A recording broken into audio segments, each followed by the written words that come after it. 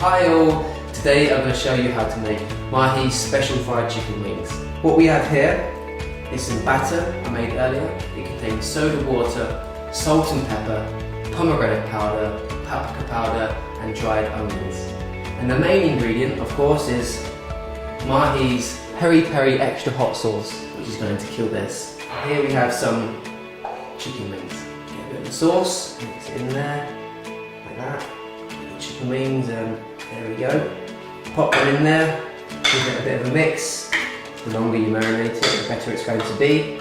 If you're looking for a healthier alternative way to cook these, you can put them in the oven. Personally, I like to fry them myself, but please make sure that you pop holes in them before you do that. Chicken wings, and slowly put it in there.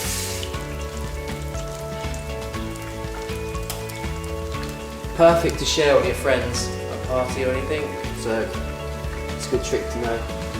And there we have it, Mahi special fried chicken wings with Peri extra hot sauce.